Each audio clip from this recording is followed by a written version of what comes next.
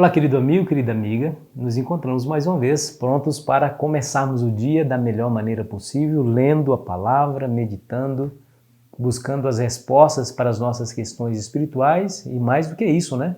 Buscando a comunhão com Deus, é aquilo que nos dá poder, nos dá alegria e nos traz esperança. Obrigado porque você está aí todos os dias comigo, compartilhando esse vídeo e essa esperança, falada aqui nesse canal com outras pessoas. Agradeço de coração, continue assim, viu? E se você ainda não é inscrito no nosso canal, por favor, se junte a nós e faça parte dessa grande família, a família do Lição Fácil. Se você quiser participar das nossas comunidades no WhatsApp e no Telegram, aqui na descrição desse vídeo você encontra os links. É só clicar e você já estará dentro. Vamos juntos. Ló e em Sodoma. Chegou o momento, amigos. Chegou o momento do Senhor Deus pôr fim à maldade, à injustiça, à violência e à imoralidade daquela ímpia e maldosa cidade. Nós vimos ontem que Deus apareceu para Abraão de maneira muito especial e dali, da casa de Abraão, ele faria uma visita àquela cidade. A Bíblia relata da seguinte maneira essa história, capítulo 18, e o versículo 16 em diante, que diz assim: Tendo se levantado dali, aqueles homens olharam para Sodoma, e Abraão ia com eles para os encaminhar. Disse o Senhor: Ocultarei a Abraão o que estou para fazer, visto que Abraão certamente virá a ser uma grande e poderosa nação, e nele serão benditas todas as nações da terra? Porque eu o escolhi para que ordene seus filhos e a sua casa depois dele, a fim de que guardem o caminho do Senhor e pratiquem a justiça e o juízo, para que o Senhor faça vir sobre Abraão o que tem falado a seu respeito. Aquilo que Deus ia fazer e pretendia fazer era muito, mas muito grave, mas muito sério, que ele até mesmo fez uma reflexão aqui, nós vimos. Será que eu vou ocultar isso de Abraão, já que ele será pai de uma grande nação e nele todas as famílias da terra seriam abençoadas? E a conclusão foi que, de fato, Deus revelaria os seus intentos, os seus propósitos para Abraão, relacionados aí com a ímpia cidade de Sodoma.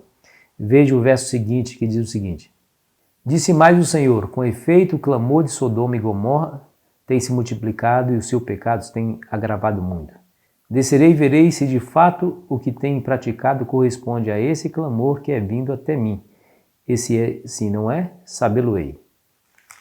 Eu fico imaginando o coração daquele patriarca quando ouviu o intento: vou colocar fogo naquela cidade, Abraão.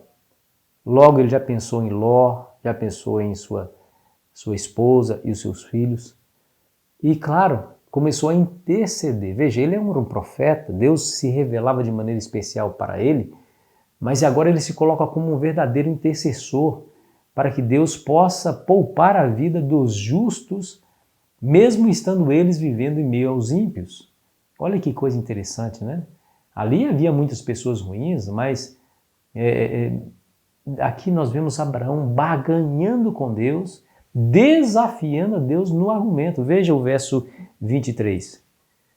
E aproximando-se a ele, disse: Destruirás o justo com o ímpio? Se houver porventura 50 justos na cidade, destruirá assim, e não poupará o lugar por amor dos 50 justos que nela se encontram? Veja a coragem de Abraão, veja que ele está aqui relembrando um fato acerca da própria personalidade divina. Senhor, tu és justo, o Senhor vai fazer o que tenta fazer, mesmo tendo justos no meio? Aí ele chega ao ápice de dizer no verso seguinte, olha: Longe de ti o fazer tal coisa, matares o justo com o ímpio, como se o justo fosse igual ao ímpio. Longe de ti, não fará justiça ou juízo de toda a terra? É como se o barro dissesse ao oleiro como ele, o oleiro, deveria moldá-lo, né?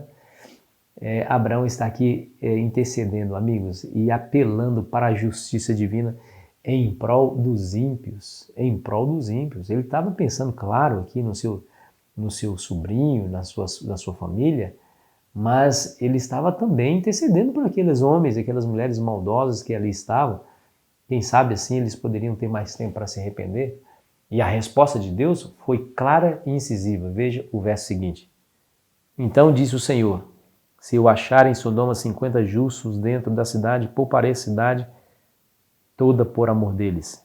E daí nós temos aquela clássica intercessão de Abraão, quando ele diz, Senhor, se tiver 50, vai destruir a cidade com os 50 lá dentro? E o Senhor disse, não. Se tiver 40, vai destruir? Também não. Se tiver 30, também não. Se tiver 20, também não. Se tiver 10, aí ele para nesse número. Se tiver 10, destruirá a cidade junto com os 10? E Deus diz para ele, não destruirei a cidade por amor aos 10.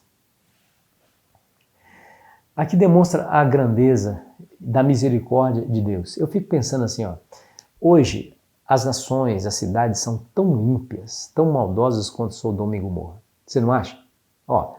Havia assassinatos em Sodoma e Gomorra. Há assassinatos hoje.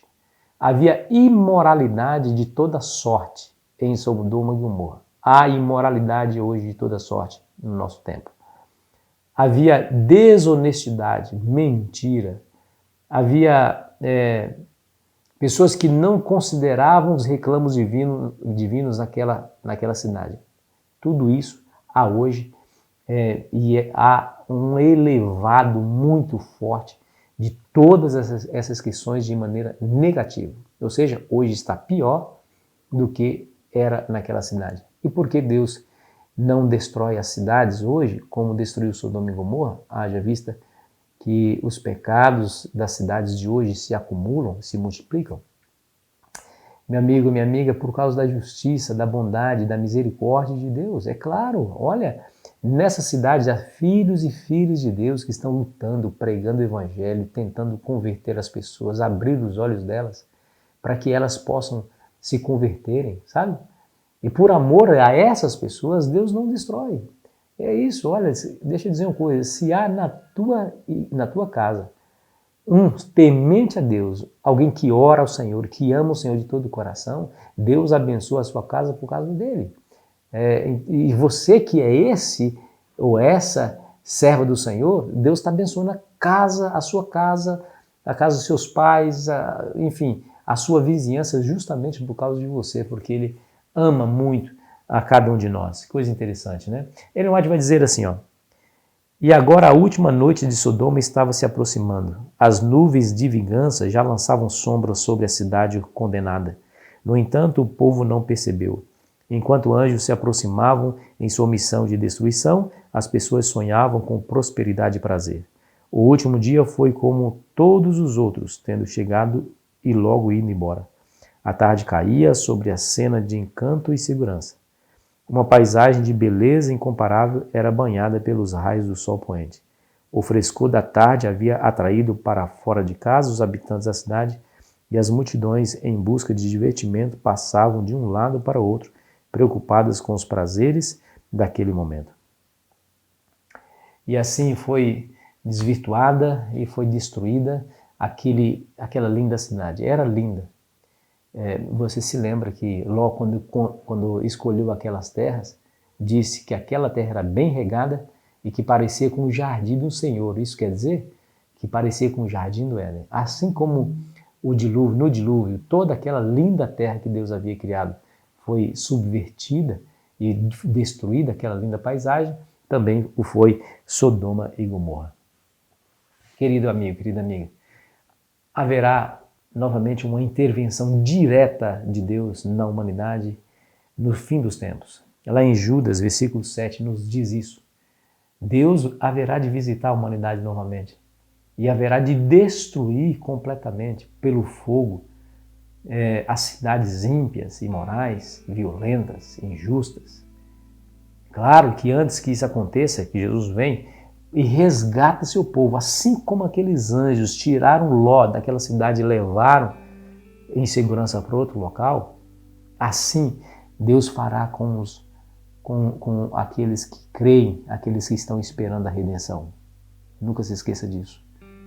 O Senhor Deus ama muito você e Ele não deseja que essa destruição iminente que atingirá todo mundo também atinja você e sua família. Mas para que isso aconteça, continue buscando o Senhor, continue fazendo a vontade dEle, Olha, enquanto o fogo do céu não cai sobre os habitantes dessa terra, no claro juízo, é bom eu e você intercedermos por aqueles que estão mergulhados no pecado, não estão vendo o perigo iminente que se aproxima, que nós possamos ir até eles, dizer a eles, olha, há um céu para ganhar, há um inferno a evitar, nós podemos nos salvar se nós olharmos para o céu.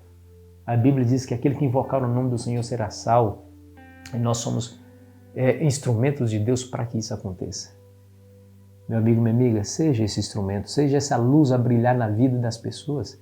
Eu sei que ao fazer assim, você encontra a sua própria salvação. Que você seja esse instrumento iluminado e abençoado nas mãos do Senhor para alcançar esses perdidos e trazê-los seguros aos pés de Cristo. Que Deus te abençoe. Vamos orar? Querido Pai, usa-nos, Senhor, como seu instrumento. Abençoa-nos, Senhor, com a luz do Teu Evangelho, a fim de que possamos transmitir a verdade àqueles que estão perecendo. Pedimos humildemente em nome de Jesus. Amém. Foi muito bom estar com você, querido amigo, querida amiga. Amanhã continuaremos a nossa jornada e eu fico aqui ansiosamente te esperando. Aproveite bem o seu dia.